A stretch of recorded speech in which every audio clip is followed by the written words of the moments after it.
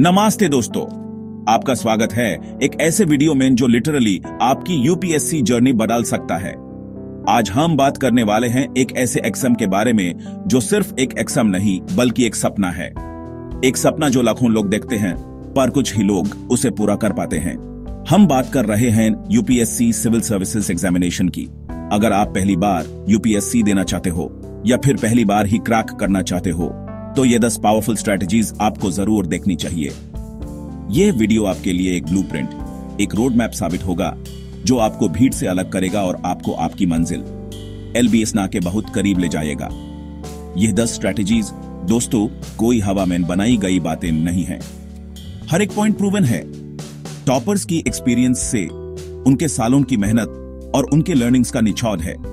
मैं आपको गारंटी देता हूं कि अगर आप इन 10 स्ट्रैटेजीज को पूरी शिद्दत से, पूरे डिसिप्लिन के साथ फॉलो करोगे तो आपका चांस ऑफ सक्सेस पहले अटेम्प्ट में बहुत ज्यादा, मैं कहना चाहूंगा एक्सपोनेंशियली बढ़ जाएगा। ये सिर्फ टिप्स नहीं हैं, ये एक माइंडसेट है, एक अप्रोच है जो आपको एक एवरेज एस्पिरेंट से एक टॉप रैंकर की लीग में ला सकता है। तो पेन और पेपर लेकर बैठ जाइए क्योंकि यह सेशन आपकी जिंदगी का टर्निंग पॉइंट हो सकता है। और हां दोस्तों, यह जर्नी एक मैराथन है, स्प्रिंट नहीं। इसमें आपको सही गाइडेंस, कंसिस्टेंट मोटिवेशन और एक स्ट्रॉन्ग कम्युनिटी की जरूरत पड़ेगी। अगर आप सीरियस हो यूपीएससी 2025 या 2026 के लिए तो इस चैनल को सब्सक्राइब करना ना भूले क्योंकि यहां मिलेगा आपको हर वीक यूपीएससी मोटिवेशन, स्ट्रैटेजी और टॉपर टिप्स बिल्कुल फ्री। हमारा मकसद है एक ऐसी कम्युनिटी बनाना जहां हर एस्पिरेंट एक दूसरे को सपोर्ट करे, एक दूसरे से सीखे और साथ में ग्रो करे। आपका एक सब्सक्रिप्शन ह्यूमन और भी high quality research backed content लाने के लिए मोटिवेट करता है, तो बेल आइकॉन जरूर दबाएं। तो चलिए शुरू करते हैं आईएएस इनक्रेडिबल जर्नी को। चलिए डिकोड करते हैं उन सीक्रेट्स को जो आपको आपके आईएएस, आईपीएस या आईएफएस बनने के सपने तक ले जाएंगे। Remember, every expert was once a beginner. आज आप जो पहला कदम ले रहे हैं यह आपके आने वाले कल की नींव रखेगा। अपने अंदर के पोटेंशियल को अनलॉक करने के लिए तैयार हो जाइए। Let's begin this life-changing session, starting with the very first and most crucial step in this preparation. ये है आपका पहला कदम आपके LBSNA ड्रीम की तरफ। Let's dive deep into strategy number 1.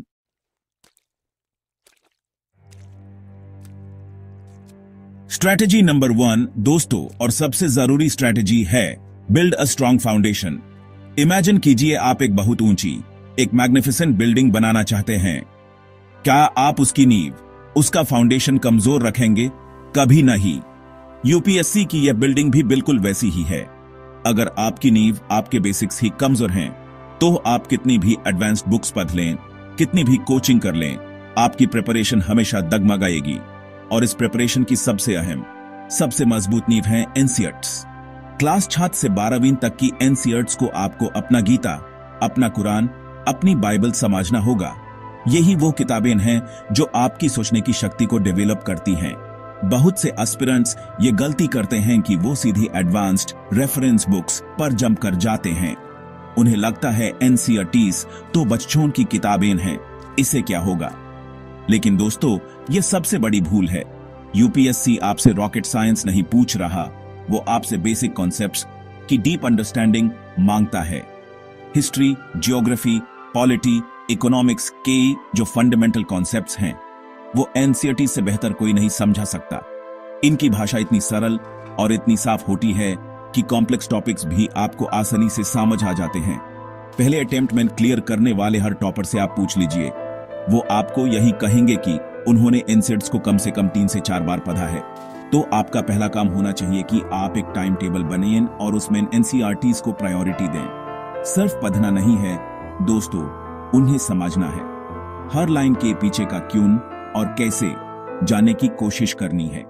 जब आप हिस्ट्री की एनसीईआरटी पढ़ रहे हैं तो सिर्फ फैक्ट्स न रहते, उस दौर को इमेजिन करें। जब आप जियोग्राफी पढ़ रहे हैं तो अपने आसपास की दुनिया से उसे कनेक्ट करें। ये किताबें आपके अंदर एक क्यूरियोसिटी, एक जिज्ञासा पैदा करेंगी जो एक सिविल सर्वेंट के लिए बहुत जरूरी है। इसलिए एनसीईआरटीज को कभी भी अंडर एस्टिमेट मत करना। यह आपके आने वाले 1 साल की मेहनत का लॉन्च पैड है। एक बार जब आपने एनसीईआरटीज को अच्छे से घोलकर पी लिया है, आपको एक ट्रेमेंडस कॉन्फिडेंस महसूस होगा। आपको लगेगा कि अब आप तैयार हैं अगले लेवल के लिए। ये फाउंडेशन इतना सॉलिड होगा कि जब आप एडवांस्ड बुक्स उठाएंगे तो आपको चीजें आसानी से समझ आएंगी, एपी कॉन्सेप्ट्स को इंटरलिंक कर पाएंगे। फॉर एग्जाम्पल, हिस्ट्री की अंडरस्टैंडिंग आपको इंटरनेशनल रिलेशंस समझने में मदद करेगी और ज्योग्राफी की नॉलेज आपको एनवायरनमेंट के टॉपिक से जुड़ेगी। तो दोस्तों, पहला संकल्प लीजिए कि आप एनसीईआरटी को पूरी इज्जत और पूरा समय देंगे। यही आपकी सफलता की पहली सीढ़ी है। एक बार आपकी एनसीईआरटी की फाउंडेशन सॉलिड हो जाए, उसके बाद बारी आती है स्टैंडर्ड रेफरेंस बुक्स की। लेकिन यहां पर भी एक ट्रप है दोस्तों। मार्केट में हर सब्जेक्ट की 10 से 15 किताबें अवेलेबल हैं। एस्पिरेंट्स अक्सर कंफ्यूज हो जाते हैं और हर टॉपर की अलग बुक लिस्ट देखकर वो 10 अलग अलग किताबें खरीद लाते हैं। ये एक और बहुत बड़ी गलती है। आपका मकसद एक पीएचडी स्कॉलर बनना नहीं है, आपका मकसद एक एग्जाम क्लियर करना है। इसलिए मिनिमम रिसोर्सेज मैक्सिमम रिवीजन के मंत्र को हमेशा याद रखें। हर सब्जेक्ट के लिए एक या मैक्सिमम 2 स्टैंडर्ड बुक चुनें और उसी पर टिके रहें। तो कौन सी हैं वो किताबें? डिकेड्स से टॉपर्स ने कुछ बुक्स को बार बार रेकमेंड किया है, जैसे media group, M Laxmikanth Indian polity book, student reading Indian polity, stack of highly recommended books at stock at a distribute underscore equally। Indian polity के लिए आंख बैंड करके अब एम लक्ष्मीकांत पर भरोसा कर सकते हैं। यह किताब पॉलिटी की बाइबल मानी जाती है। मॉडर्न इंडियन हिस्ट्री के लिए spectrums a brief history of modern India एक फैंटास्टिक रिसोर्स है। यह आपको प्रीलिम्स और मेंस दोनों के लिए तैयार करती है। इंडियन इकोनॉमी के लिए आप किसी भी रिप्यूटेड ऑथर जैसे नितिन सिंघानिया या रमेश सिंह की बुक रिफर कर सकते हैं, लेकिन बेसिक्स हमेशा एनसीईआरटी से ही क्लियर करें। इन बुक्स को चुने के बाद बाकी सब भूल जाइए। इन स्टैंडर्ड बुक्स को पढ़ने का तरीका भी अलग है। इन्हें नोवेल की तरह नहीं पढ़ना है, इन्हें आपको अपने सिलेबस के हिसाब से पढ़ना है। हर चैप्टर पढ़ने के बाद उसे एनसीईआरटी में पढ़े हुए कॉन्सेप्ट से लिंक करें। सोचिए कि इस चैप्टर से प्रीलिम्स में कैसा क्वेश्चन बन सकता है और मेंस में कैसा। और सबसे इंपॉर्टेंट चीज दोस्तों है रिवीजन। इन किताबों को एक बार पढ़ना काफी नहीं है, आपको इन्हें इतनी बार रिवाइज करना है कि हर चैप्टर, हर कॉन्सेप्ट आपके दिमाग में छप जाए। पहली रीडिंग में शायद आपको 7% समझ आए, दूसरी में 80% और तीसरी, चौथी रिवीजन के बाद आप उस सब्जेक्ट के मास्टर बन जाएंगे। याद रखिए, 10 किताबों को एक बार पढ़ने से कहीं बेहतर है कि आप एक किताब को 10 बार पढ़ें। जब आप बार बार एक ही सोर्स को रिवाइज करते हैं तो आपके दिमाग में मेंटल कनेक्शंस बनते हैं। एएपी चीजों को बेहतर तरीके से याद रख पाते हैं और एग्जाम हॉल में कॉन्फिडेंस के साथ रिकॉल कर पाते हैं। तो अपनी बुक लिस्ट को छोटा रखें, उसे फिनलाइज करें और फिर उस पर पूरा भरोसा करके बार बार लगातार रिवीजन करते रहें। यही है एक स्ट्रॉन्ग फाउंडेशन बनाने का पूरा process, from NCERT to standard books.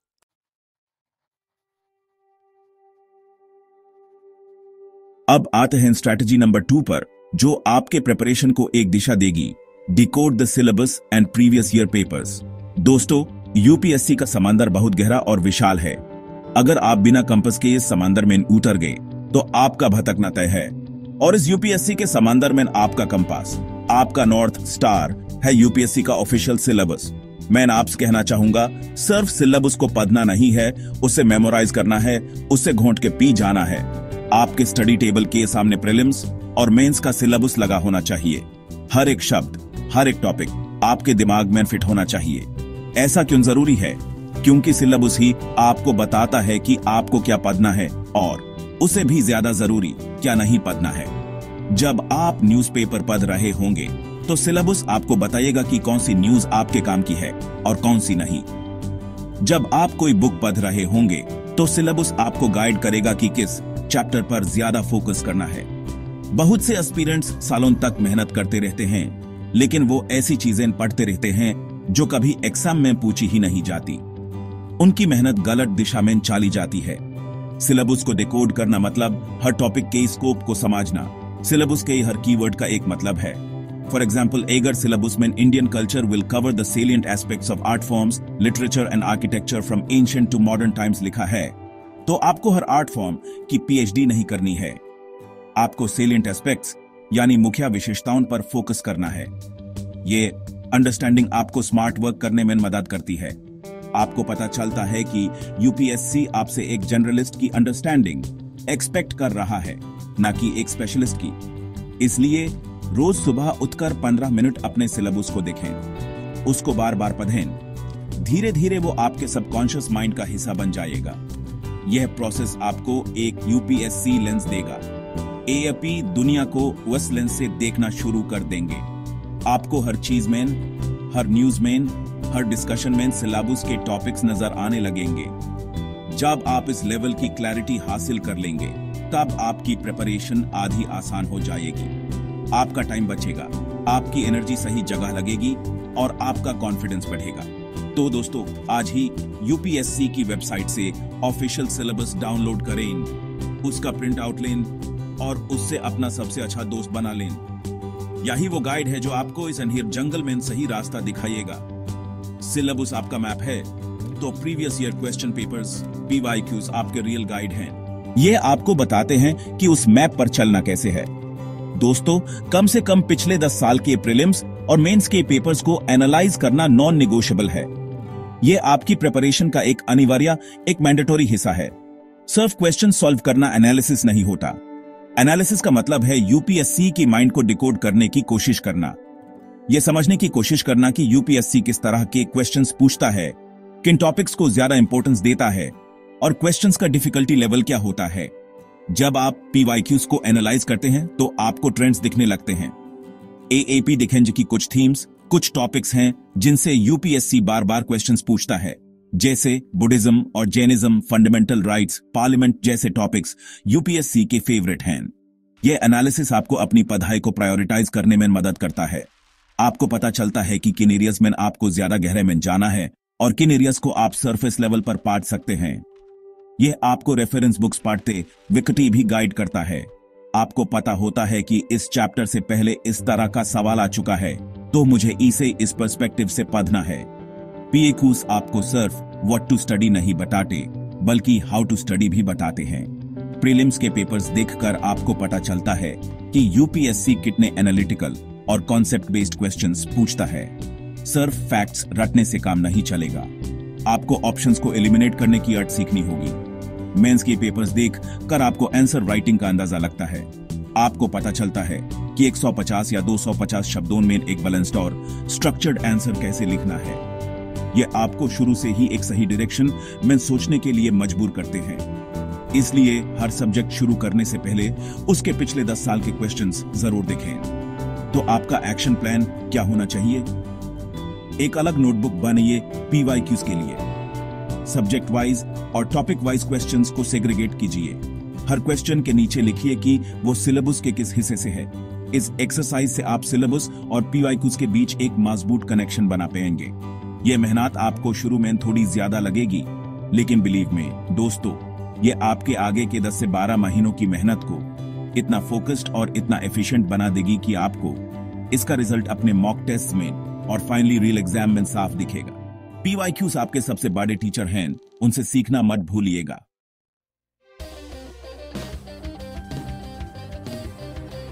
दोस्तों, अब आते हैं स्ट्रैटेजी नंबर 3 पर, और ये एक ऐसी गलती है जो लाखों एस्पिरेंट्स हर साल करते हैं। एक बहुत बड़ा मिथ, एक बहुत बड़ा मिसकंसेप्शन है कि प्रीलिम्स की तैयारी अलग होती है और मेंस की तैयारी अलग। एस्पिरेंट्स सोचते हैं कि पहले हम सिर्फ ऑब्जेक्टिव क्वेश्चंस, सिर्फ फैक्ट्स रटने पर फोकस करेंगे, प्रीलिम्स क्लियर हो जाइए, फिर देखेंगे मेंस का। लेकिन दोस्तों, ये अप्रोच बिल्कुल गलत है। ये आपको एक एंडलेस लूप में फंसा सकती है। सोचिए, आपने प्रीलिम्स के लिए पढ़ा, क्लियर कर लिया, लेकिन फिर आपके पास मेंस के लिए सिर्फ 3 या 4 महीने बचेंगे। क्या इतने कम टाइम में आप आंसर राइटिंग, एथिक्स, एसे, ऑप्शनल सब कुछ मास्टर कर सकते हैं? प्रैक्टिकली ये नेक्स्ट टू इम्पॉसिबल है। ये जो प्रीलिम्स और मेंस का सेपरेशन है, ये सिर्फ एग्जाम के फॉर्मेट का है, नॉलेज बेस का नहीं। जो नॉलेज आप पॉलिटी के लिए प्रीलिम्स में यूज करते हैं, वही नॉलेज मेंस के आंसर्स में भी लगती है। बस उसको प्रेजेंट करने का तरीका बदल जाता है। प्रीलिम्स आपके नॉलेज की ब्रेथ चेक करता है कि आपको कितना पता है। मेंस आपकी नॉलेज की डेप्थ चेक करता है कि आप उस नॉलेज को कितना डीपली समझते हैं और एक्सप्रेस कर पाते हैं। अगर आप शुरू से ही सिर्फ फैक्ट्स रटने पर फोकस करेंगे, तो आपके अंदर वो एनालिटिकल एबिलिटी, वो क्रिटिकल थिंकिंग डेवलप ही नहीं हो पाएगी जो मेंस के लिए सबसे जरूरी है। इसलिए तैयारी हमेशा इंटीग्रेटेड होनी चाहिए। पहले दिन से। तो इसका सोल्यूशन क्या है? सोल्यूशन है इंटीग्रेटेड प्रिपरेशन। इसका मतलब है कि जब भी आप कोई टॉपिक पढ़ें, फॉर एग्जाम्पल आपने पार्लियामेंट का चैप्टर पढ़ा लैक्समिकंट से, तो उसको पढ़ने के बाद आप सिर्फ प्रीलिम्स की एमसीक्यूज सॉल्व न करें, एएपी उसी टॉपिक पर मेंस के प्रीवियस ईयर क्वेश्चंस भी देखें। सोचने की कोशिश करें कि अगर ये क्वेश्चन एग्जाम में ना था तो आप इसका आंसर कैसे फ्रेम करते, उसके डिफरेंट डायमेंशंस क्या हो सकते हैं, उसके प्रोज एंड कॉन्स क्या है, उसकी हिस्टोरिकल कॉन्टेक्स्ट क्या है, उसका करंट रेलेवेंस क्या है। जब आप इस तरह से 360 डिग्री अप्रोच के साथ हर टॉपिक को कवर करेंगे, तभी आपकी तैयारी सही मायनों में कंप्लीट होगी। इस अप्रोच का एक और बहुत बड़ा फायदा है, यह आपके कॉन्फिडेंस को स्काई हाई कर देगा। जब आप प्रीलिम्स क्लियर करेंगे तो आप पैनिक नहीं करेंगे। आपको पता होगा कि आपकी मेंस की तैयारी ऑलरेडी 7 या 70% हो चुकी है। आपको बस अपने स्किल्स को पॉलिश करना है, आंसर राइटिंग की स्पीड बढ़ानी है और रिवीजन करना है। आपके पास एक सॉलिड फाउंडेशन होगा जिसके ऊपर आप आसानी से अपनी मेंस की बिल्डिंग खड़ी कर सकते हैं। यह आपको बाकी एस्पिरेंट्स से, जो उस समय तैयारी शुरू कर रहे होंगे, 10 कदम आगे रखेगा। तो दोस्तों, इस मिथ को आज ही अपने दिमाग से निकाल दीजिए। तैयारी अलग नहीं, एक है। अब सवाल उठता है कि इस इंटीग्रेटेड प्रिपरेशन को प्रैक्टिकली इंप्लीमेंट कैसे करें। इसका सिंपल फॉर्मूला है रीड, प्रैक्टिस, रिपीट। जब आप कोई भी सब्जेक्ट उठाते हैं, मान लीजिए मॉडर्न हिस्ट्री, आपने स्पेक्ट्रम से एक चैप्टर पढ़ा, for example the non cooperation movement. Chapter पढ़ने के बाद आपका पहला काम होना चाहिए उस टॉपिक से रिलेटेड कम से कम 30 या 40 एमसीक्यू सॉल्व करना। इसे आपके प्रीलिम्स के लिए फैक्ट्स, डेट्स और इंपॉर्टेंट पर्सनालिटीज रिवाइज हो जाएंगे। आपको समझ आइएगा कि इस टॉपिक से ऑब्जेक्टिव क्वेश्चंस कैसे बन सकते हैं। ये आपके फैक्चुअल नॉलेज को कॉन्क्रीट बनाएगा और आपकी मेमोरी में इन चीजों को सॉलिडिफाई करेगा। लेकिन यहां पर रुकना नहीं है। एमसीक्यूज सॉल्व करने के ठीक बाद आप उसी टॉपिक पर 1 या 2 मेंस के क्वेश्चंस लिखने की कोशिश करें। शुरू में शायद आप परफेक्ट आंसर न लिख पाएं। हो सकता है आपको 150 शब्द लिखने में 15 मिनट लग जाएं। कोई बात नहीं, the goal is not perfection, the goal is to start. AAP question देखें, जाइसे critically analyze the significance and failures of the non-cooperation movement। अब आपने जो पढ़ा है उसको अपने शब्दों में स्ट्रक्चर करने की कोशिश करें। एक छोटा सा इंट्रोडक्शन लिखें, बॉडी में सिग्निफिकेंस और फेलियर्स के पॉइंट्स लिखें और एक कंक्लूजन दें। यह प्रैक्टिस आपके दिमाग को अलग तरह से ट्रेन करेगी। यह प्रोसेस शुरू में थोड़ा डिफिकल्ट और टाइम कंज्यूमिंग लग सकता है। आपको लगेगा कि सिलेबस बहुत धीरे चल रहा है, लेकिन दोस्तों, ट्रस्ट द प्रोसेस। ये लॉन्ग टर्म में आपका टाइम बचाएगा। एपी एक ही बार में एक टॉपिक को प्रीलिम्स और मेंस दोनों के पर्सपेक्टिव से मास्टर कर रहे हैं। इससे आपकी अंडरस्टैंडिंग इतनी गहरी हो जाएगी कि आपको बार बार बेसिक कॉन्सेप्ट्स पर वापस नहीं आना पड़ेगा। आपका ब्रेन फैक्ट्स को एनालाइज करना और उन्हें आर्ग्यूमेंट्स में कन्वर्ट करना सीख जाएगा। यही स्किल आपको एक एवरेज एस्पायरेंट से एक टॉपर बनाती है। क्वालिटी ओवर क्वांटिटी हमेशा याद रखें। सो आपका डेली या वीकली स्केड्यूल कैसा होना चाहिए? अगर आप एक दिन में एक टॉपिक पढ़ रहे हैं तो उसी दिन उसके एमसीक्यूज और आंसर राइटिंग प्रैक्टिस करें। या फिर आप वीकली टारगेट सेट कर सकते हैं कि पूरे हफ्ते जो भी पढ़ा, संडे को मैं उसके एमसीक्यू सॉल्व करूंगा और 2 या 3 घंटे आंसर राइटिंग को दूंगा। जो भी सिस्टम आपको सूट करे, यूज फॉलो करें, लेकिन करें जरूर। इस इंटीग्रेटेड अप्रोच को अपनी तैयारी का कोर प्रिंसिपल बना लीजिए। दोस्तों, ये वो ब्रह्मास्त्र है जो आपको पहले अटेम्प्ट में ही इस युद्ध को जीतने में मदद करेगा। इसे हल्के में मत लेना।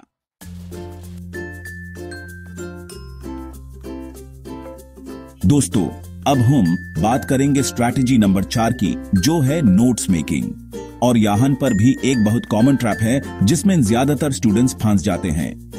वो है बल्कि रजिस्टर्स का ट्रैप। हम मार्केट जाते हैं, मोट सुंदर रजिस्टर्स खरीद कर लाते हैं और फिर हम किताब को छापना शुरू कर देते हैं। हमें लगता है कि हम जितना ज्यादा लिखेंगे उतने अच्छे नोट्स बनेंगे। हम लक्ष्मीकांत की एक और कॉपी बना देते हैं, स्पेक्ट्रम की एक और फोटोकॉपी तैयार कर देते हैं। लेकिन दोस्तों, ये नोट्स मेकिंग नहीं है, ये सिर्फ राइटिंग प्रैक्टिस है। इसका नुकसान क्या है? इसका सबसे बड़ा नुकसान है रिवीजन। सोचिए, एग्जाम से 1 महीना पहले आपके पास हर सब्जेक्ट के 4 या 5 मोटे रजिस्टर्स हैं। क्या आप उन सबको रिवीज कर पाएंगे? बिल्कुल नहीं। इतना सारा कंटेंट देखकर ही आपको एंग्जाइटी होने लगेगी, एएपी डिमोटिवेट हो जाएंगे। नोट्स का प्राइमरी पर्पस क्या होता है? उनका पर्पस होता है क्विक रिवीजन। वो आपके सोर्स मटेरियल का एक कंडेंस्ड, इजीली डाइजेस्टिबल वर्जन होने चाहिए। ऐसे नोट्स जिनको आप एग्जाम से एक दिन पहले भी पलट सकें। अगर आपके नोट्स ओरिजिनल बुक जितने ही मोटे हैं, तो आपने अपना टाइम और एनर्जी दोनों बर्बाद किया है। इसलिए पहली चीज जो आपको समझनी है वो ये है कि notes should be concise, crisp and to the point. तो अच्छे नोट्स कैसे होते हैं? अच्छे नोट्स वो होते हैं जो एक्टिव रिकॉल को प्रमोट करते हैं। जब आप नोट्स बनाइए तो बुक से लाइन बाय लाइन कॉपी मत करें। पहले पूरे पैराग्राफ या सेक्शन को पढ़ें, यूज समझें, फिर किताब बैंड कर दें। अब जो आपको समझ आया है, यूज अपने शब्दों में, शॉर्ट फॉर्म में लिखें। इसे आपका ब्रेन इंफॉर्मेशन को पैसिवली रिसीव नहीं कर रहा, बल्कि उसे प्रोसेस करके रिक्रिएट कर रहा है। यह लर्निंग का सबसे पावरफुल तरीका है। आपके नोट्स में सिर्फ कीवर्ड्स, की फ्रेजेस, डेटा या ऐसे कॉन्सेप्ट्स होने चाहिए जो आप बार बार भूल जाते हैं। पूरी कहानी नहीं लिखनी है।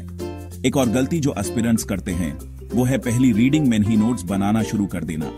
दोस्तों, ये एक ब्लंडर है। जब आप किसी सब्जेक्ट को पहली बार पढ़ते हैं तो आपको हर चीज इंपॉर्टेंट लगती है। एएपी डिफरेंशिएट नहीं कर पाते कि क्या जरूरी है और क्या नहीं। इसलिए हमेशा कम से कम 2 रीडिंग्स के बाद ही नोट्स बनाना शुरू करें। पहली रीडिंग में सिर्फ अंडरस्टैंडिंग पर फोकस करें। दूसरी रीडिंग में इंपॉर्टेंट लाइंस को हाईलाइट या अंडरलाइन करें। और तीसरी रीडिंग में उन हाईलाइटेड पॉइंट्स से अपने कंसाइज नोट्स तैयार करें। इससे आपके नोट्स रेलेवेंट और एग्जाम ओरिएंटेड बनेंगे। लेस इज मोर, ये मंत्र नोट्स मेकिंग में 100% लागू होता है। तो अगर नोट रजिस्टर्स नहीं बनाने, तो नोट्स बनाने का सही तरीका क्या है? दोस्तों, यहां पर मैं आपको 2 पावरफुल टेक्निक्स बताना चाहता हूं, 1 पेज नोट्स और माइंड मैप्स। ये टेक्निक्स आपकी रिवीजन स्ट्रैटेजी को रेवोल्यूशनाइज कर देंगी। पहले बात करते हैं 1 पेज नोट्स की। इसका कॉन्सेप्ट बहुत सिंपल है। एक पूरा चैप्टर या एक बड़ा टॉपिक आपको सिर्फ एक A4 साइज के पेपर पर कंडेंस करना है। फॉर एग्जाम्पल, फंडामेंटल राइट्स का पूरा चैप्टर आप एक सिंगल पेज पर ले आएंगे। इसमें आप सिर्फ आर्टिकल नंबर्स, की फ्रेजेस, इंपॉर्टेंट केस लॉज और एक्सेप्शंस लिखें, बिल्कुल शॉर्ट फॉर्म में, फ्लो चार्ट्स और डायग्राम्स का यूज करके। इसका फायदा क्या है? जब आप एग्जाम के पास होंगे तो आपको पूरी लैक्समिकांत रिवाइज करने के लिए शायद 10 दिन चाहिए होंगे। लेकिन अगर आपके पास ऐसे 50 या 60 1 पेज नोट्स हैं, तो आप पूरी पॉलिटी को 3 या 4 घंटे में रिवाइज कर सकते हैं। ये आपके ब्रेन को एक विजुअल मैप देता है। आपको पता होता है कि कौन सी चीज पेज पर कहां लिखी है। ये रिवीजन को फास्ट, एफिशिएंट और लेस इंटिमिडेटिंग बनाता है। एपी इन पेजेस को अपनी स्टडी वॉल पर लगा सकते हैं, ताकि आते जाते आपकी नजर उन पर पड़े और चीजें सबकॉन्शियसली आपके दिमाग में बैठ जाएं। ये एक गेम चेंजर हो सकता है। दोस्तों, दूसरी टेक्निक है माइंड मैप्स। ये उन लोगों के लिए बहुत इफेक्टिव है जो विजुअली लर्न करते हैं। माइंड मैप में एएप टॉपिक का नाम सेंटर में लिखते हैं और फिर उसे जुड़ी ब्रांचेस निकालते हैं। हर ब्रांच एक सब टॉपिक को रिप्रेजेंट करती है। फॉर एग्जाम्पल, बुद्धिज्म का माइंड मैप बनाते व्यक्ति सेंटर में बुद्धिज्म होगा और ब्रांचेस होंगी life of Buddha, teachings, sects, councils, patronage etcetera. AP अलग अलग कलर्स का यूज कर सकते हैं, स्मॉल आइकॉन्स बना सकते हैं। ये नॉन लिनियर तरीका आपके ब्रेन के क्रिएटिव साइड को एंगेज करता है और कनेक्शंस बनाने में मदद करता है। कॉम्प्लेक्स टॉपिक्स को सिंप्लीफाई करने के लिए यह एक बेहतरीन टूल है। चाहे आप 1 पेज नोट्स बनाइए या माइंड मैप्स या दोनों का कॉम्बिनेशन यूज करें, फोकस हमेशा ब्रेविटी और क्लैरिटी पर होना चाहिए। टेक्नोलॉजी का भी यूज करिए। एएपी, एवरनोट, वन नोट जैसे ऐप्स पर डिजिटल नोट्स बना सकते हैं। इसे आप उन्हें कहीं भी कभी भी एक्सेस कर सकते हैं और उनमें इजीली चेंजेस या एडिशंस कर सकते हैं। दोस्तों, नोट्स आपके पर्सनल वेपन हैं इस यूपीएससी के वर्ल्ड में। उन्हें ऐसे तैयार करें कि वो आपको आखिरी दिन तक सपोर्ट करें। उन्हें बोझ मत बनने दीजिए। स्मार्ट वर्क करिए, हार्ड वर्क तो गधा भी करता है। अपने नोट्स को स्मार्ट बनाइए और फिर देखिए रिवीजन कितना आसान हो जाता है।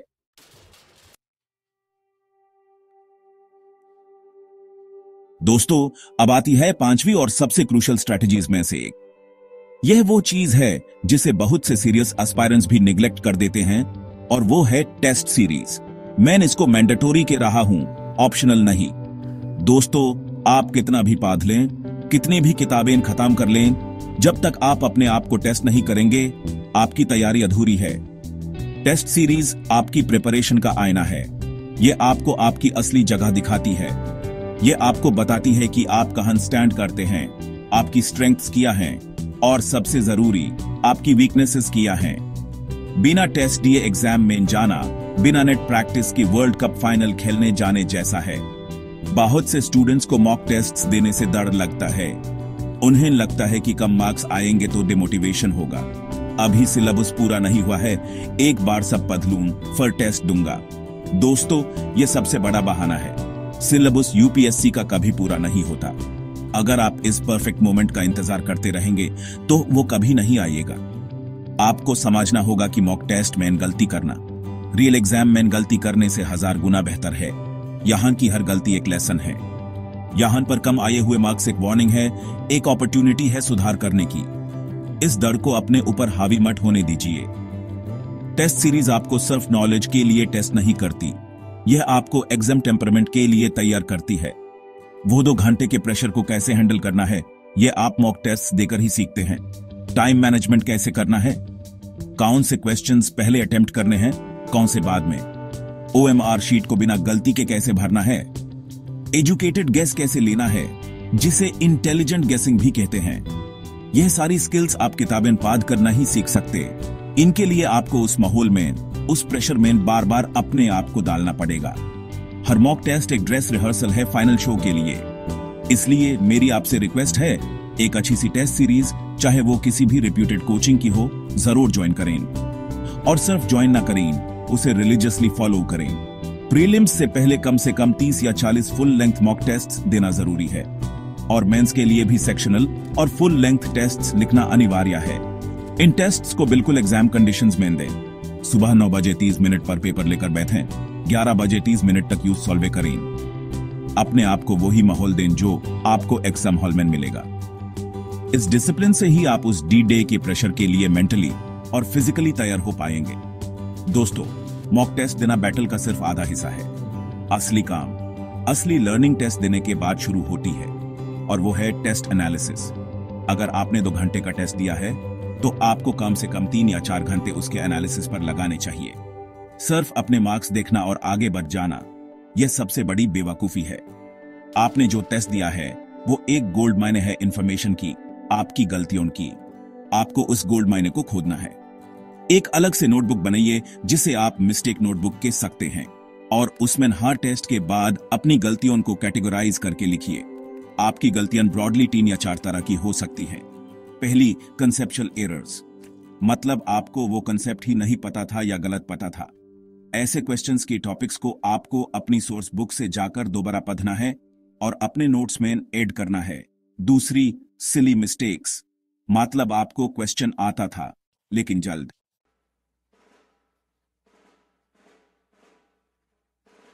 दोस्तन, अब हम आते हैं उस स्ट्रेटेजी पर जिसे मैं इस पूरी जर्नी का, इस पूरे युद्ध का सबसे बड़ा ब्रह्मास्त्र मानता हूं, और वो है रिवीजन। एक चीज समझ लीजिए, आपने कितना पढ़ा है ये उतना मैटर नहीं करता जितना ये मैटर करता है कि आपको कितना याद है। ह्यूमन ब्रेन, हमारा मानव मस्तिष्क एक अजीब तरह से काम करता है। वो चीजों को भूलने के लिए डिजाइंड है। इसे कहते हैं थे फॉरगेटिंग कर्व। आज आप जो भी पढ़ेंगे, एक हफ्ते बाद उसका सिर्फ 30 से 40% ही आपको याद रहेगा। इसीलिए अगर आप रिवाइज नहीं कर रहे तो आप एसेंशियली अपना समय और अपनी एनर्जी दोनों को वेस्ट कर रहे हैं। रिवीजन कोई अलग से करने वाली एक्टिविटी नहीं है, यह आपकी पढ़ाई का एक इंटीग्रल, एक अटूट हिस्सा है। सोचिए, आपने एक पूरा सब्जेक्ट, मानते हैं मॉडर्न हिस्ट्री, स्पेक्ट्रम से पढ़ लिया। आपको एक false sense of accomplishment feel होगा। आपको लगेगा, वाओ, मैंने पूरी किताब खत्म कर दी। लेकिन दोस्तों, यह सिर्फ पहला कदम है। असली खेल शुरू होता है रिवीजन से। वो सारे डेट्स, वो सारे नेम्स, वो सारे एक्ट्स और उनके प्रोविजंस, वो सब आपके शॉर्ट टर्म मेमोरी में स्टोर होते हैं। उन्हें लॉन्ग टर्म मेमोरी में डालने का, उन्हें आपके सबकॉन्शियस माइंड का हिस्सा बनाने का एक ही तरीका है, बार बार रिपीटेडली उनके सामने जाना। Revision is the process of converting information into knowledge, और यूपीएससी में इंफॉर्मेशन नहीं, नॉलेज काम आती है। अक्सर एस्पिरेंट्स ये गलती करते हैं, वो नए नए सोर्सेज के पीछे भागते रहते हैं। एक सब्जेक्ट के लिए 4 किताबें खरीद लेंगे, 5 कोचिंग के नोट्स इकट्ठा कर लेंगे। उन्हें लगता है कि ज्यादा मटेरियल पढ़ने से उनका सिलेक्शन हो जाएगा। लेकिन दोस्तों, सच इसके बिल्कुल उल्टा है। The real Myntra is read one book 10 times rather than reading 10 books 1 time. अपने रिसोर्सेज को लिमिटेड रखिए, लेकिन उन्हीं रिसोर्सेज को इतनी बार रिवाइज कीजिए कि उस किताब का हर पन्ना, हर लाइन आपके दिमाग में छप जाए। जब आप एग्जाम हॉल में बैठे हों तो आपको यह तक याद आना चाहिए कि यह पॉइंट लक्ष्मीकांत के लेफ्ट पेज पर टॉप पैराग्राफ में लिखा था।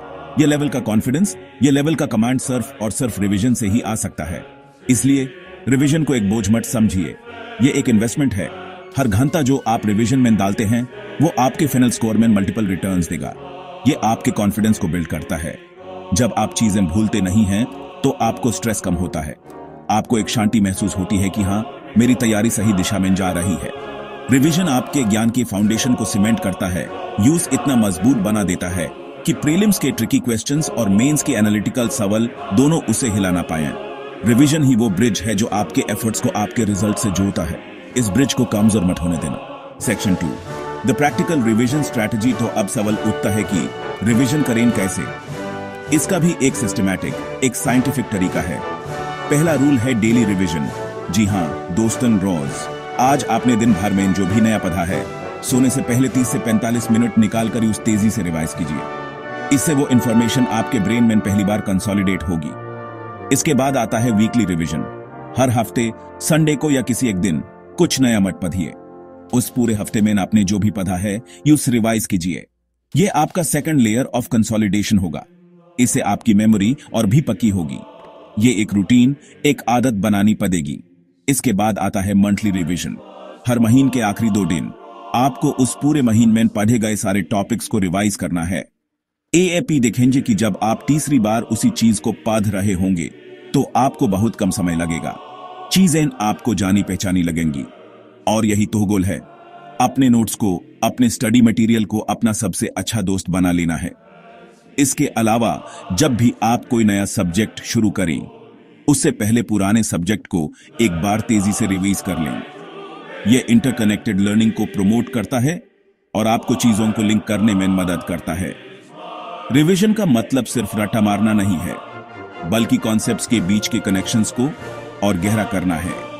आपके शॉर्ट नोट्स, आपके माइंड मैप्स, आपके 1 पेजेस, यही आपके रिवीजन के सबसे बड़े हथियार हैं।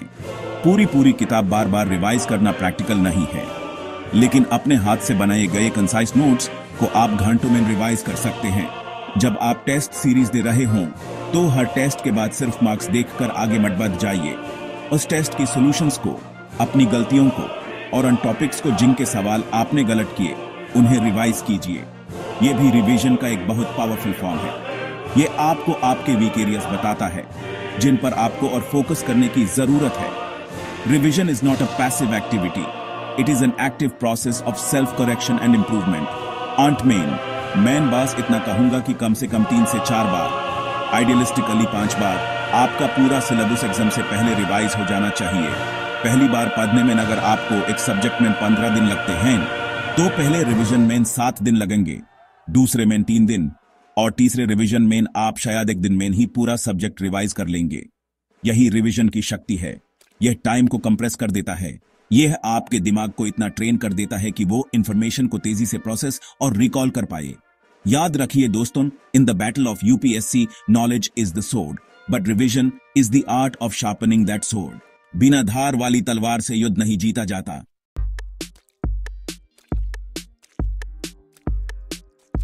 दोस्तों, अगर यूपीएससी एग्जाम एक शरीर है तो जनरल स्टडीज उसका दिल है और करंट अफेयर्स अस दिल की धड़कन है।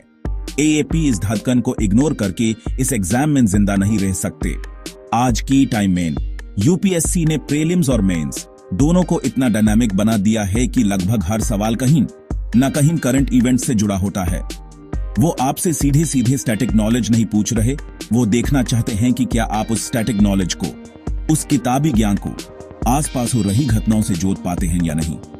एक होने वाले आईएएस, आईपीएस या आईएफएस ऑफिसर से ये एक्सपेक्टेशन की जाती है कि वो अपने देश और दुनिया में क्या चल रहा है उसे पूरी तरह से वाकिफ हो। इसलिए आदत डालिए, रोज सुबह चाय के साथ एक न्यूज़पेपर पढ़ने की, द हिंदू या द इंडियन एक्सप्रेस, कोई भी एक चुन लीजिए और उस अपना साथी बना लीजिए। न्यूज़पेपर पढ़ने का मतलब सिर्फ हेडलाइंस देखना नहीं है, आपको एडिटोरियल पेज, एक्सप्लेन पेज और नेशनल इंटरनेशनल न्यूज को गहराई से पढ़ना है। आपको समझना है कि सरकार कोई पॉलिसी ला रही है तो क्यों ला रही है, सुप्रीम कोर्ट का कोई जजमेंट आया है तो उसके क्या इम्प्लीकेशंस हैं, इंडिया की फॉरेन पॉलिसी किसी देश को लेकर बदल रही है तो उसके पीछे क्या कारण है, यह क्यों और कैसे ही आपकी एनालिटिकल एबिलिटी को डेवलप करेगा, जो मेंस के लिए सबसे जरूरी है। न्यूज़पेपर के साथ साथ एक मंथली करंट अफेयर्स मैगजीन को फॉलो करना अनिवार्य है। न्यूज़पेपर से आप डेली इवेंट्स को कवर करते हैं, लेकिन मैगजीन उन सभी इवेंट्स को एक जगह स्ट्रक्चर्ड तरीके से कंपाइल करके आपको देती है। ये आपके रिवीजन के लिए बहुत जरूरी है। विजन IAS, वजीरम या इनसाइट्स ऑन इंडिया, किसी भी एक रिप्यूटेड कोचिंग की मैगजीन को रिलीजियसली फॉलो कीजिए। इसे आपके न्यूज़पेपर में मिस हुए पॉइंट्स भी कवर हो जाते हैं और आपको एक होलिस्टिक पिक्चर मिलती है। करंट अफेयर्स को एक अलग सब्जेक्ट की तरह ट्रीट मत कीजिए। यह एक लेंस है, एक चश्मा है जिसे पहनकर आपको बाकी सारे GS सब्जेक्ट्स को देखना है। सोचिए, आप पॉलिटी में पार्लियामेंट पढ़ रहे हैं और उसी टाइम न्यूज़पेपर में एंटी डिफेक्शन लॉ से रिलेटेड कोई न्यूज आती है। आपको तुरंत उस न्यूज को अपने स्टैटिक नोट्स के साथ लिंक करना है। आपको लेक्सिकन में उस चैप्टर को खोलकर उसके प्रोविजंस को दोबारा देखना है। इस प्रोसेस को कहते हैं लिंकिंग स्टैटिक विद डायनामिक। यही वो कला है जो आपको बाकी एस्पायरेंट से आगे ले जाएगी। जब आप अपने मेंस की आंसर्स में recent examples, Supreme Court judgments या कमेटी रिकमेंडेशंस डालते हैं तो आपका आंसर जिंदा हो उठता है। एग्जामिनर को पता चलता है कि आप सिर्फ एक किताबी कीड़ा नहीं बल्कि एक अवेयर और एनालिटिकल इंडिविजुअल हैं। तो करंट अफेयर्स को मैनेज कैसे करें? इसका आसान जवाब है स्मार्ट नोट मेकिंग। रोज न्यूज़पेपर पढ़ते व्यक्ति आपको पूरा अखबार नहीं छापना है, आपको सिर्फ न्यूज को आइडेंटिफाई करना है जो UPSC सिलेबस से डायरेक्टली रिलेटेड हैं। सिलेबस के कीवर्ड्स आपके दिमाग में हमेशा रहने चाहिए। जब आपको कोई इंपॉर्टेंट न्यूज मिले तो उसके शॉर्ट नोट्स बनाइए। AAP एक अलग नोटबुक बना सकते हैं या फिर डिजिटल टूल्स जैसे एवरनोट या वन नोट का इस्तेमाल कर सकते हैं। अपने नोट्स को सिलेबस के हिसाब से सेग्रीगेट कीजिए, जैसे GS paper 2, polity, GS paper 3, economy etcetera.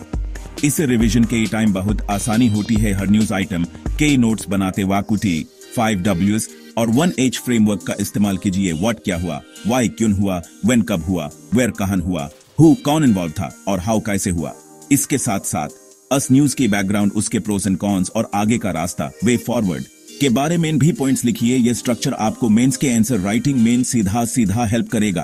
For example, अगर फार्म लॉज पर कोई न्यूज है तो आपको सिर्फ ये नहीं लिखना कि कानून वापस ले लिए गए, आपको उन कानून के प्रोविजंस, उनके फेवर में आर्ग्यूमेंट्स, उनके अगेंस्ट आर्ग्यूमेंट्स और अब आगे एग्रीकल्चरल रिफॉर्म्स के लिए क्या करना चाहिए, यह सब कवर करना होगा। एक बहुत ही पावरफुल टेक्निक है अपने स्टैटिक नोट्स में ही करंट अफेयर्स को इंटीग्रेट करना। मान लीजिए आपने लक्ष्मीकांत से गवर्नर का चैप्टर पढ़ा और उसके नोट्स बनाइए। अब जब भी न्यूज़पेपर में गवर्नर की रोल से रिलेटेड कोई कंट्रोवर्सी आती है तो उसके शॉर्ट पॉइंट्स को अपने गवर्नर वाले नोट्स में ही ऐड कर लीजिए। इससे आपका स्टैटिक और करंट एक ही जगह पर तैयार हो जाएगा। जब आप रिवाइज करेंगे तो आपको कंसेप्ट के साथ साथ उसका प्रैक्टिकल रियल वर्ल्ड एग्जाम्पल भी मिल जाएगा। यह इंटीग्रेटेड अप्रोच आपके समय को बचाता है और आपकी अंडरस्टैंडिंग को कई गुना बढ़ा देता है। अंत में याद रखिए कि करंट अफेयर्स एक समुद्र है। AP सब कुछ कवर नहीं कर सकते, इसलिए स्मार्ट बनना जरूरी है। आपको यह समझना होगा कि क्या पढ़ना है और उसे भी ज्यादा जरूरी क्या छोड़ना है। प्रीवियस ईयर क्वेश्चंस आपको इसमें गाइड करेंगे। देखिए कि UPSC किस तरह के करंट अफेयर्स पूछता है। वो आपसे वन लाइनर फैक्ट्स कम और एनालिटिकल इश्यू बेस्ड क्वेश्चंस ज्यादा पूछता है, इसलिए इवेंट्स पर फोकस करने से ज्यादा उनके पीछे के इश्यूज पर फोकस कीजिए। करंट अफेयर्स में मास्टरी का मतलब हर न्यूज को रटना नहीं, बल्कि उन पैटर्न्स और ट्रेंड्स को समझना है जो हमारे देश और समाज को शेप कर रहे हैं।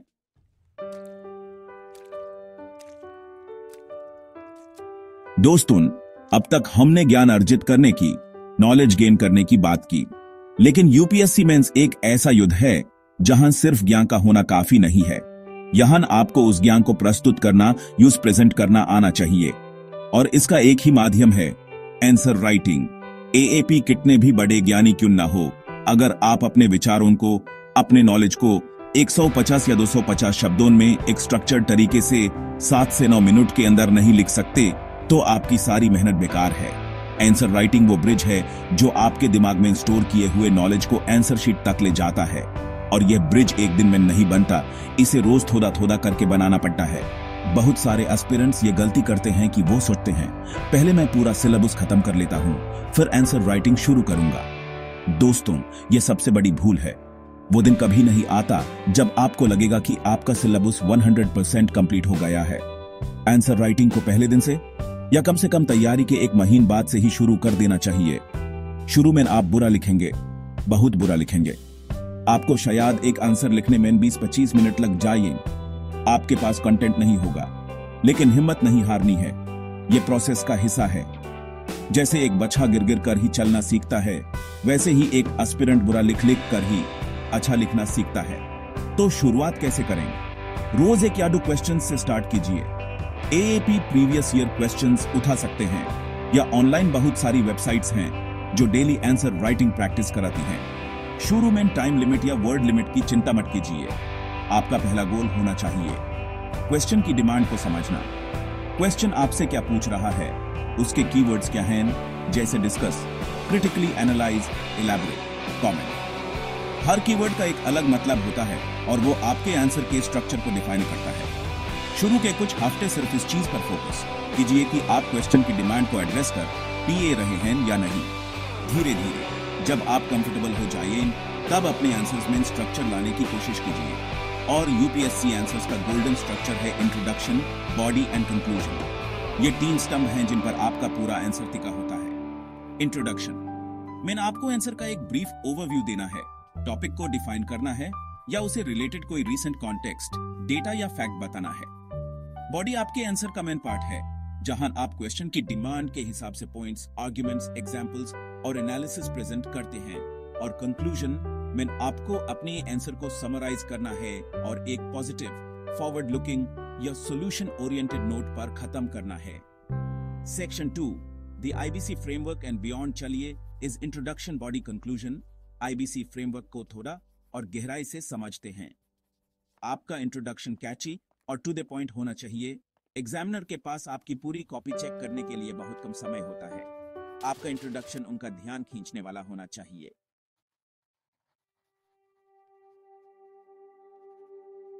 दोस्तों, अब आते हैं एक ऐसे टॉपिक पर जो आपकी रैंक को आसमान तक पहुंचा सकता है या फिर आपकी सारी मेहनत पर पानी फिर सकता है। जी हां, मैं बात कर रहा हूं आपके ऑप्शनल सब्जेक्ट की। जनरल स्टडीज सभी के लिए कॉमन है, सभी उसमें एवरेज स्कोर लाते हैं, लेकिन जो रियल डिफरेंशिएटर है, जो टॉपर को लिस्ट में सबसे ऊपर ले जाता है, वो है ऑप्शनल सब्जेक्ट। इसमें 500 मार्क्स होते हैं और इन्हीं 500 मार्क्स में आपकी डेस्टिनी छिपी हुई है। इसलिए ऑप्शनल सब्जेक्ट को कभी भी हल्के में मत लेना। यह वो ब्रह्मास्त्र है जिसका सही इस्तेमाल आपको सीधा LBS ना के दरवाजे तक ले जाएगा। इसकी तैयारी को लास्ट के लिए छोड़ने की गलती मत करना। अक्सर मैंने देखा है कि एस्पिरेंट्स प्रीलिम्स क्लियर होने का वेट करते हैं और फिर ऑप्शनल की किताबें उठाते हैं। दोस्तों, यह सबसे बड़ी स्ट्रेटेजिक मिस्टेक है जो आप कर सकते हैं। आपको समझना होगा कि प्रीलिम्स के बाद मेंस के लिए जो समय मिलता है वो सिर्फ रिवीजन, आंसर राइटिंग प्रैक्टिस और GS के बचे हुए टॉपिक्स को कवर करने के लिए होता है। इतने कम समय में आप एक पूरा नया सब्जेक्ट, जिसमें 2 पेपर्स होते हैं, मास्टर नहीं कर सकते। ऑप्शनल सब्जेक्ट एक डीप समुंदर की तरह है, जिसमें आपको गहरे तक जाना पड़ता है, कॉन्सेप्ट्स को आत्मसात करना पड़ता है। इसलिए इसकी तैयारी आपको अपने GS प्रिपरेशन के साथ साथ पहले दिन से ही शुरू कर देनी चाहिए। तो सवाल उठता है कि इसकी तैयारी शुरू कैसे करें? सबसे पहले एक ऐसा ऑप्शनल चुनिए जिसमें आपका जेन्युइन इंटरेस्ट हो, क्योंकि आपको इस सब्जेक्ट के साथ 1 या 2 साल बिताने हैं। अगर इंटरेस्ट नहीं होगा तो आप जल्दी बोरे हो जाएंगे और गहराई में नहीं जा पाएंगे। अपने ग्रेजुएशन सब्जेक्ट को कंसीडर करें, लेकिन सिर्फ इसलिए नहीं कि आपने यूज पढ़ा है। देखें कि उसका सिलेबस कितना वास्ट है, स्टडी मटेरियल आसानी से मिलता है या नहीं, और पिछले कुछ सालों में उस सब्जेक्ट में स्कोरिंग ट्रेंड कैसा रहा है। सीनियर एस्पिरेंट से, टीचर से सलाह लें, लेकिन आखिरी फैसला आपका अपना होना चाहिए जो आपके इंटरेस्ट और स्ट्रेंथ्स पर बेस्ड हो। यह एक शादी की तरह है, सही पार्टनर चुना बहुत जरूरी है। एक बार जब आप अपना ऑप्शनल फाइनल कर लेते हैं तो उसके सिलेबस को वर्ड बाय वर्ड डिकंस्ट्रक्ट करें, हर टॉपिक को समझें। उसके बाद पिछले 10 साल के क्वेश्चन पेपर्स उठाएं और उनका एनालिसिस करें। देखें कि यूपीएससी किस तरह के सवाल पूछ रहा है, किन टॉपिक्स पर ज्यादा फोकस कर रहा है और क्वेश्चंस का नेचर क्या है। क्या वो एनालिटिकल हैं, डायरेक्ट हैं या कंटेम्पररी इश्यूज से जुड़ हुए हैं। ये एनालिसिस आपको एक रोड मैप देगा कि आपको क्या पढ़ना है, कितना पढ़ना है और किस डेप्थ तक पढ़ना है।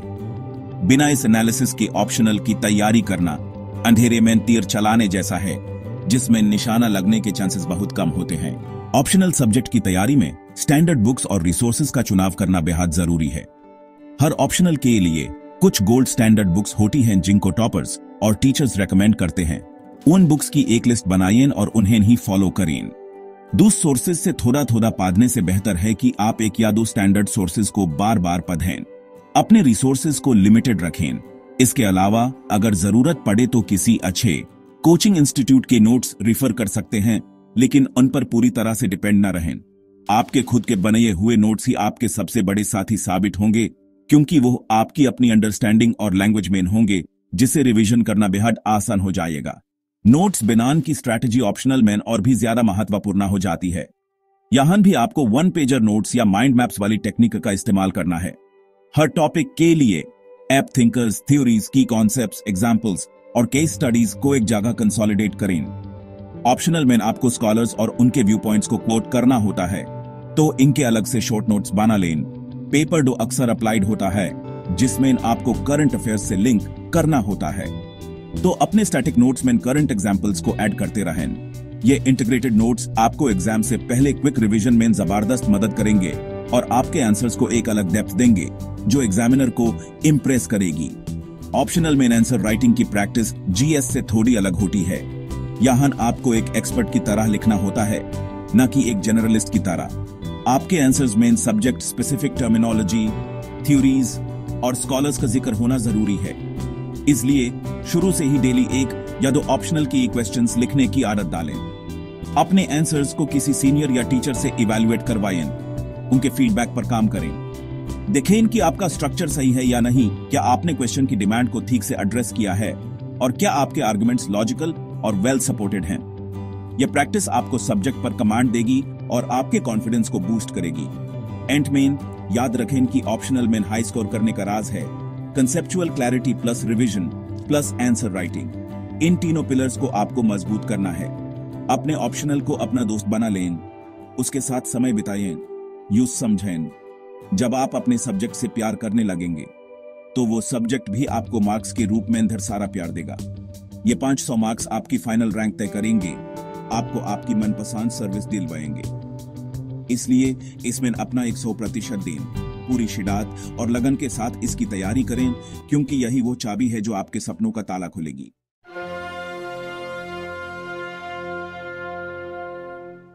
दोस्तों, हमने अब तक सारी स्ट्रैटेजीज, बुक्स और टेक्निक्स की बात कर ली, लेकिन अब मैं उस सबसे इंपॉर्टेंट चीज के बारे में बात करने जा रहा हूं जिसके बिना ये सारी स्ट्रैटेजीज बेकार हैं।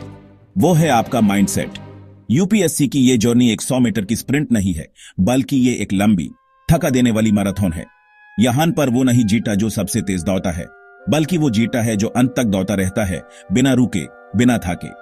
आपको अपने दिमाग को इस लंबी लड़ाई के लिए तैयार करना होगा। कई बार ऐसे दिन आएंगे जब आपको लगेगा कि आपसे नहीं हो पाएगा, जब आपके मॉक टेस्ट में कम नंबर आएंगे, जब आप सेल्फ डाउट से घिर जाएंगे। उस समय यही मैराथन माइंडसेट आपको हिम्मत देगा। आपको यह समझना होगा कि मोटिवेशन हमेशा नहीं रहता। मोटिवेशन एक वेव की तरह होता है जो आता है और चला जाता है। जिस चीज पर आपको डिपेंड करना है वो है डिसिप्लिन और कंसिस्टेंसी। रोज सुबह उठकर पढ़ाई की टेबल पर बैठना, चाहे आपका मन हो या ना हो, यही असली तपस्या है। छोटे छोटे डेली टारगेट्स बनाइए और उन्हें पूरा करने की कोशिश करें। जब आप रोज अपने टारगेट्स पूरा करते हैं तो आपके अंदर एक सेंस ऑफ अकॉम्प्लिशमेंट आता है जो आपको अगले दिन के लिए हिम्मत देता है। कंसिस्टेंसी ही वो ब्रिज है जो आपके गोल्स और आपकी सक्सेस के बीच में बनता है। एक दिन 15 घंटे पढ़कर अगले 3 दिन किताब ना उठाने से बेहतर है कि आप रोज कंसिस्टेंट रूप से 8 घंटे पढ़ें। आईएएस पूरी जर्नी में सेल्फ बिलीफ आपका सबसे बड़ा हथियार है। आपको खुद पर यह विश्वास करना होगा कि आप इस एग्जाम को क्लियर कर सकते हैं। आपके आसपास बहुत से लोग होंगे जो आपको डिमोटिवेट करेंगे, जो कहेंगे कि यह एग्जाम बहुत मुश्किल है, तुमसे नहीं होगा। आपको उन सभी आवाजों को इग्नोर करना है और सिर्फ अपने दिल की सुननी है। अपने आप को याद दिलाइए कि आपने यह सफर क्यों शुरू किया था। वो क्या वजह थी, वो क्या सपना था जो आपको यहां तक लेकर आया। जब भी आप लो फील करें, उस क्यों को याद करें। वो क्यों ही आपकी सबसे बड़ी इंस्पिरेशन बनेगा और आपको हर मुश्किल से लादने की ताकत देगा।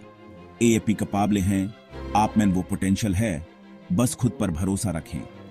इसके साथ ही अपनी फिजिकल और मेंटल हेल्थ का ध्यान रखना भी उतना ही जरूरी है जितना कि पढ़ाई करना। रोज कम से कम 30 मिनट एक्सरसाइज, योगा या मेडिटेशन के लिए निकालें। यह आपके स्ट्रेस को कम करेगा, आपकी कंसंट्रेशन पावर को बढ़ाएगा और आपको पॉजिटिव रखेगा। अच्छी नींद लें, कम से कम 7-8 घंटे। एक थका हुआ दिमाग कभी भी इंफॉर्मेशन को अच्छे से प्रोसेस नहीं कर सकता। अपने आप को आईएसएस प्रोसेस में जला मत देना। यह एक बैलेंस बनाने का खेल है। पढ़ाई के बीच में छोटे छोटे ब्रेक्स लें, अपनी हॉबीज को थोड़ा समय दें, अपने दोस्तों और परिवार से बात करें। एक स्वस्थ शरीर में ही एक स्वस्थ मन निवास करता है और एक स्वस्थ मन ही यूपीएससी जैसी चुनौती का सामना कर सकता है। दोस्तों, इस सफर में आपको असफलताएं भी मिलेंगी। हो सकता है आपके मॉक टेस्ट्स में स्कोर अच्छा ना आए, हो सकता है आप कोई टॉपिक अच्छे से न समझ पाए। इन छोटी छोटी असफलताओं से घबराना नहीं है, इन्हें स्टेपिंग स्टोन्स की तरह देखें। हर गलती आपको कुछ सिखाती है। अपनी गलतियों को एनालाइज करें, उनसे सीखें और आगे बढ़ें। थॉमस एडिसन ने कहा था, I have not failed, I have just found 10,000 ways that won't work. यही एटीट्यूड आपको रखना है। हर सेटबैक आपको और मजबूत बनाइएगा, आपको अपनी कमजोरियों के बारे में बताइएगा जिन पर आपको काम करना है। गलतियां करना इस प्रोसेस का हिस्सा है, लेकिन उन्हें दोहराना बेवकूफी है। इसलिए लर्न, अनलर्न एंड रिलर्न। एक और चीज जो आपको ध्यान में रखनी है वो है कंपैरिजन से बचना। अपने आप को किसी और एस्पिरेंट से कंपेयर न करें। हर किसी की अपनी जर्नी होती है, अपनी स्ट्रेंथ्स और वीकनेसेस होती हैं। हो सकता है आपका कोई दोस्त आपसे ज्यादा सिलेबस कवर कर चुका हो या उसके मॉक टेस्ट में आपसे बेहतर नंबर आ रहे हों। इससे परेशान मत होइए। आपका कंपटीशन किसी और से नहीं बल्कि आपके खुद के कल से है। आपको बस ये सुनिश्चित करना है कि आप हर गुजारते दिन के साथ बेहतर हो रहे हैं। अपनी प्रोग्रेस को ट्रैक करें, अपनी ग्रोथ पर फोकस करें। सोशल मीडिया से थोड़ी दूरी बनाइए, क्योंकि वहां अक्सर लोग सिर्फ अपनी सक्सेस स्टोरी ही दिखाते हैं, उसके पीछे का स्ट्रगल नहीं। अपने रास्ते पर चलें, अपनी स्पीड से चलें। इस पूरी तैयारी के दौरान एक पॉजिटिव एनवायरनमेंट बनाए रखना बहुत जरूरी है। अपने आप को ऐसे लोगों से घेर लें जो आपको सपोर्ट करते हैं, जो आपकी कैपेबिलिटीज में विश्वास रखते हैं। नेगेटिव लोगों से जो हमेशा शिकायत करते रहते हैं या आपको नीचे खींचने की कोशिश करते हैं, उनसे दूरी बना लें। एक छोटा सा सपोर्ट ग्रुप बनाइए, 2-3 सीरियस एस्पिरेंट्स का, जिनके साथ आप अपने डाउट्स डिस्कस कर सकें, एक दूसरे को मोटिवेट कर सकें। यह सपोर्ट सिस्टम आपको अकेलेपन से बचाएगा और आपको एक सेंस ऑफ कम्युनिटी देगा। याद रखिए, आपकी एनर्जी बहुत अनमोल है, इसे सही जगह और सही लोगों पर इन्वेस्ट करें।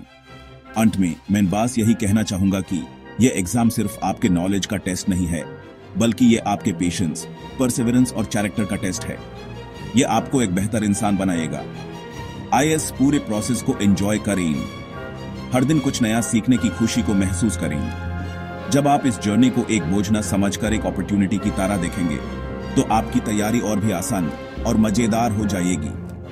आपके अंदर एक ऑफिसर बनने की सारी क्वालिटीज हैं, बस उन्हें निखारना है। हिम्मत मत हारना, डेट रहना, क्योंकि सुरंग के उस पार रोशनी है और वो रोशनी आपका इंतजार कर रही है।